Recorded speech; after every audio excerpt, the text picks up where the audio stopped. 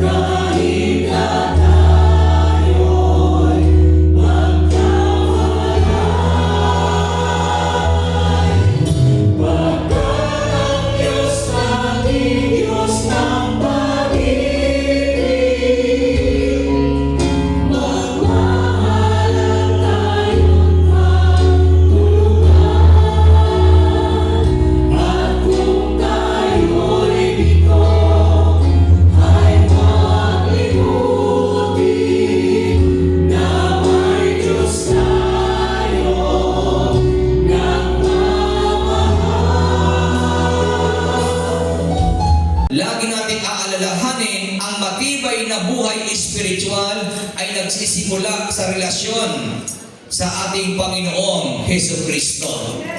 Kung alam natin na si Hesus Kristo ang pundasyon ng ating pananampalataya, so dapat mag-mature tayo, umunlad tayo sa anong paraan. Yung ating relationship kay Christ dapat hindi ito nawawala. Alam niyo po, ito ang napakaganda sa mga Kristiyano, na dapat ito ay alam natin. Lalo sa panahon ngayon, inuulit-ulit po natin mga kapatid, maraming kaagaw ang Diyos sa buhay natin. Amen ba? Bakit? Nawawala na yung ating prayer time. Lahat nawawala para kay Lord. Para bagang hindi na natin pansin ang Panginoon sa panahon ngayon. Bakit? Busy-busy na ang tao ngayon. Subukan nyo mag-post kayo ng Word of God sa Facebook. Walang magla-like sa inyo. Mayroon man pa isa-isa. Pero subukan nyo mag-post kayo na medyo sexy kayo. Naku, maniwala kayo. Ang dami mong viewers. Bakit? Ang daming makamundong tao ngayon. Pagdating sa Diyos, ito ay wala na talaga sa tao. Hindi na nabibigyan ng pansin ang tao, ang Diyos ngayon, ang tao. Kaya nga mahina ang pananampalataya ng tao ngayon, hindi sila nag-grow. Bakit? Nawawala na sa kanila ang kanilang personal na relationship kay Yahweh. Amin po ba? Kahit na sa gawain ng Panginoon, kung hindi tayo aware, minsan nagiging makamundo tayo Nadadala tayo ng mundo. Kaya nga, kung tayo po ay talagang nagmamature, nag-grow sa ating buhay spiritual, huwag natin kalilimutan, ang tibay ng ating pananampalataya ay walang iba kundi si Jesus Christ lamang. Ito'y paulit-ulit natin sinasabi sa lugar na ito, anumang bagay na pinanghahawakan natin sa buhay, hindi kanyang kayang iligtas. Napakahalaga ng ating Panginoon sa ating buhay kasi kung gusto natin na maligtas sa lahat ng katayuan natin, lalo sa mga problema, pagsubok, karamdaman, kung ano man ang ating nararanasan sa buhay, si Kristo ang kasagutan ng lahat ng iyan. Amen. At hindi lamang po yun, si Kristo rin ang sentro ng ating paglago sa spiritual na buhay. Amen. Kaya kung gusto natin umunlad sa ating buhay spiritual, manatili ka sa pakipag-ugnayan kay Jesus Christ. Araw-araw tayo po ay nakakaranas ng iba't ibang problema sa buhay na ito. Iba-ibang problema ang ating nararanasan. Araw-araw po yan. Naniniwala kayo doon? Kaya kung mayroon kang problemang naranasan ngayon, expect niyo po bukas iba naman. Kaya minsan marami ang nawawala sa gawain. Bakit? Kasi hindi kayang harapin ang mga problemang dumarating. Pero kapag matibay ang ating pundasyon, ang ating buhay spiritual, kahit ano ang mangyari, kapag ang ating buhay spiritual ay lumalago, ito'y nag-grow, maniwala kayo, kahit anong problema, anong pagsubok na dumating, hindi ka bibigay kasi ang Diyos ang lagi nating kasama sa buhay. Masasaktan tayo kapag ang buhay natin ay hindi nakapundasyon kay Jesus Christ. Pero pag ang buhay natin ay nakapundasyon kay Jesus Christ, anuman ang nawawala sa iyo sa panahon ngayon ay pwedeng dumating sa iyo pagdating ng takdang panahon. Anuman ang mawala sa buhay natin pagdating sa huli, doble-doble ang babalik sa atin. Kaya ang anuman ang mga pagsubok, problemang dumarating, harapin lang po natin. Amen ba? Amen. Sabi nga ng banal na kasulatan sa John chapter 14 verse 6, sumagot si Jesus, ako ang daan, ang katotohanan at ang buhay. Walang ibang daan, walang ibang katotohanan, walang ibang buhay, kundi si Hesus Kristo lamang. Kung gusto mo ng daan, patungo sa tagumpay, kay Kristo ka, magtiwala. Amen po? Kung gusto mo ng daan, patungo sa kagalingan, sa lahat ng karamdaman, kay Kristo ka, magtiwala.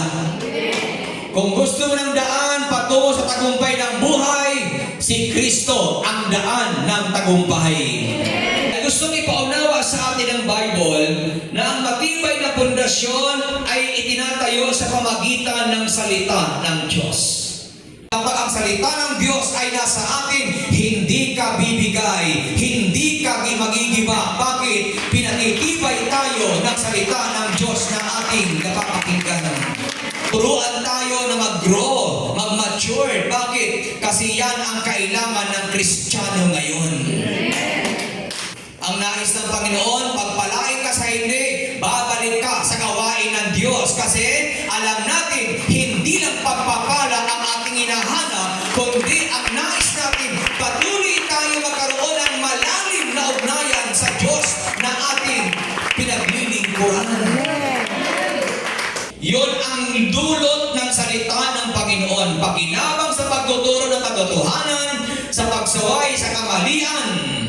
Kaya pag mayroon tayo mga maling ginagawa, pag nababasa niyo ang Bible, ito ang sumasaway sa atin. Para ikaw ay mabuhay ng matuwid sa mundong ito. Kung gusto mong pagpalain at makamtan ang lahat ng bagay, unahin mo si Yahweh El Shaddai. Mamuhay ng ayon sa kanyang kalooban at lahat ng ating kailangan ay ibibigay at ipagkakaloob sa atin ni Yahweh El Shaddai. Ang umunlad tayo sa buhay spiritual, hindi lang panay blessing, pagpapala, kayamanan, kaunlaran, hindi lang yun. Kailangan natin ang makilala ng lubos ang ating Yahweh El Shaddai.